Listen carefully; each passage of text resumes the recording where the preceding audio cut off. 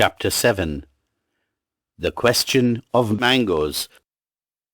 Swami feels that when he knows whether the mangoes are ripe or not, it will be easier for him to solve the sum. Let's read and find out why. Section 1. Half an hour later, Swaminathan sat in his father's room, on the floor, with a slate in his hand and a pencil ready. Father held the arithmetic book open and dictated. Rama has 10 mangoes, with which he wants to earn 15 annas.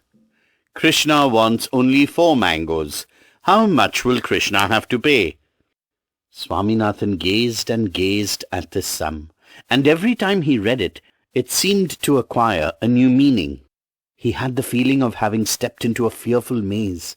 His mouth began to water at the thought of mangoes. He wondered what made Rama fix 15 annas for 10 mangoes. What kind of a man was Rama?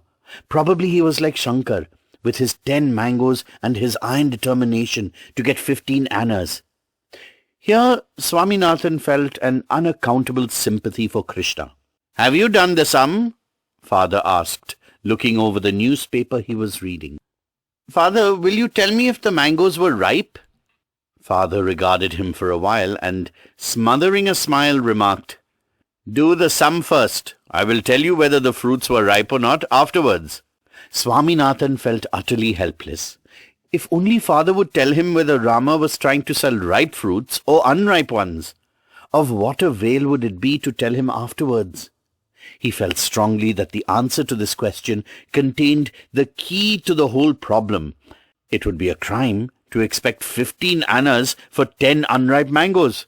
But even if he did, it wouldn't be unlike Rama, whom Swaminathan was steadily beginning to hate with the darkest qualities. "Father, I cannot do the sum," Swaminathan said, pushing away the slate. "What's the matter with you? You can't solve a simple problem in simple proportion?" "We are not taught this kind of thing in our school." "Get the slate here. I will make you give the answer now." Swaminathan waited with interest for the miracle to happen. Father studied the sum for a second and asked, "What is the price of 10 mangoes?" Swaminathan looked over the sum to find out which part of the sum contained an answer to his question. "I don't know." "Oh God, what's wrong with you? Read the sum." "Come on. How much does Rama expect for 10 mangoes?" 15 annas, of course, Swaminathan thought. But how could that be its price? It was very well for Rama to expect it in his greed, but was it the right price? Then there was the obscure point whether the mangoes were ripe or not. If they were ripe, 15 annas might not be an improbable price. If only he could get more light on this point. "How much does Rama want for his mangoes?" 15 annas, replied Swaminathan without conviction. "Very good. How many mangoes does Krishna want?" 4. "What is the price of 4? Father seemed to delight in teaching him. How could he know what price that boy Krishna would pay? "Look here, boy. What do you have in your head? 10 mangoes cost 15 annas. What is the price of 1? Come on." "If you don't say it," his hand took Swaminathan's.